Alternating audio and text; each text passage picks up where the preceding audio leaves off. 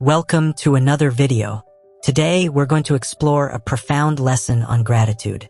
You may be familiar with the story of Jesus feeding the 5,000, but let's take a fresh perspective and examine it in a new way. Imagine being there on that day, witnessing the events unfold. What might it have felt like? Let's dive in and reflect together. The sun was setting over the hills of Galilee. The crowd of 5,000 men, plus women and children, around 15,000, had just finished the most unexpected and miraculous meal of their lives. Moments ago, they were hungry and restless. Now they sat satisfied, rubbing their stomachs in amazement. It had all started with a boy, just a child, who offered his 5 loaves and 2 fish to Jesus. No one expected much, but Jesus had lifted the food, blessed it, and suddenly, the impossible happened. Bread and fish multiplied in the hands of the disciples. Basket after basket was filled, and every single person in the crowd had eaten their fill. As the crowd settled, murmuring in wonder at what they had just witnessed, Jesus did something that seemed unusual. He turned to his disciples and said, "Gather up the leftovers so that nothing may be wasted." Peter, John, and other disciples exchanged puzzled glances. Leftovers? In their minds, the miracle was over. The people had eaten. The mission was complete. What was the point of collecting scraps? But they obeyed. Each disciple took a basket and moved through the crowd, picking up the pieces of bread and fish that had not been eaten. As they gathered, they realized something incredible. There was more left over than what they had started with. 12 full baskets. Each disciple held a basket in his hands, staring at the abundance. The lesson hit them hard. What they thought was insignificant, just small leftover pieces, was actually a gift. But Jesus showed them, even the smallest pieces matter. Now, imagine yourself standing in that crowd. You've received a blessing, a job, a talent, a resource, food, or even knowledge. But what do you do with the leftovers? Too often, humanity celebrates its victories. The bills paid, the meals consumed, the hours passed in idle entertainment, without pausing to see what remains once the immediate is satisfied. But in what's left behind, there lies a silent tragedy and an untapped miracle. Prepare yourself, for this is not just a list of numbers.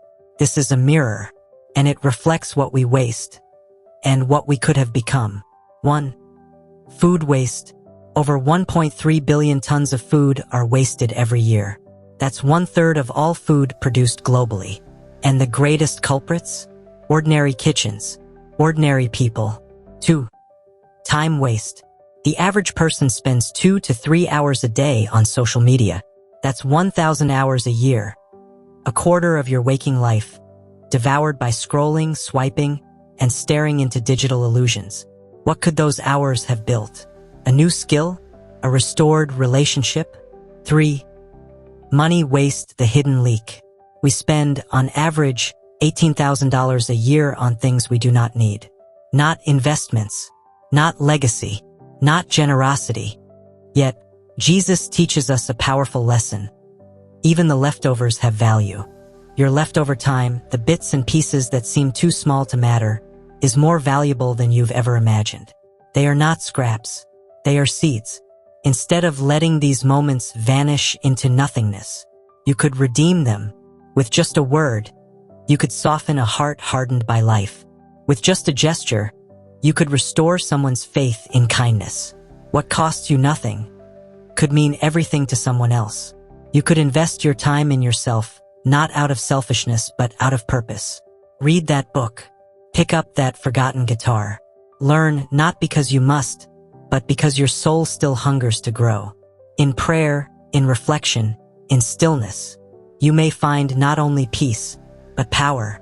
Even at the end of a long and weary day, when your body is tired and your mind seeks rest, know this: your leftover energy still holds power. Real power. A few seconds to send a message. A moment to offer a listening ear. A whisper of encouragement to a heart growing heavy in silence. These may seem like small things to you, but to someone walking through shadows, they shine like stars. A simple call can be a lifeline. A quiet smile can warm a soul that feels forgotten. A gentle, "I'm here" can silence the storm inside someone else's heart. What feels like your final ounce of effort may very well be someone else's first taste of hope. The knowledge you've gathered, through years, through tears, through quiet victories and unseen battles, was never meant to end with you. It is a torch, and torches are not meant to be hidden. They are meant to be passed on. What you've seen can prepare another for what lies ahead. Maybe it's a story shared over coffee, a lesson whispered to someone on the edge of giving up, or a truth spoken not loudly, but timely, at just the right moment, when someone needs it most.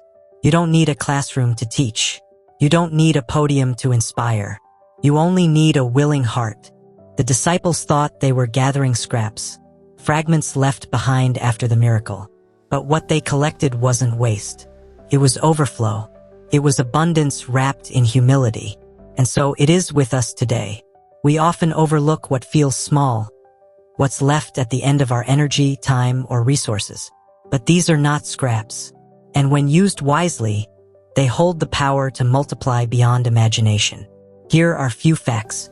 A simple 10-minute conversation with a struggling friend can reduce feelings of isolation by up to 40%. A one-organ donor, after life seems to have ended, can save up to 8 lives. Even in what appears to be the end, there is life-giving power. A mentored employee is 5 times more likely to be promoted and 20% more fulfilled in their work. A bit of guidance can shift a destiny. Today, don't throw away what God still intends to multiply. Before you dismiss what's small, pause. Look again. That leftover time, that quiet gift, that unnoticed skill. They are not accidents. They are opportunities waiting to be recognized. Jesus didn't waste a single crumb. He gathered every piece because he saw value where others saw nothing. Should we do any less with the blessings we've been given? What do you have left today? A few minutes? A gentle word? A hidden talent? A little extra food? A sliver of strength? These aren't scraps. They are seeds. Thanks for watching. If this video inspired you, don't forget to like, subscribe, and share it with someone who needs to hear this today. Your support means the world. See you in the next one.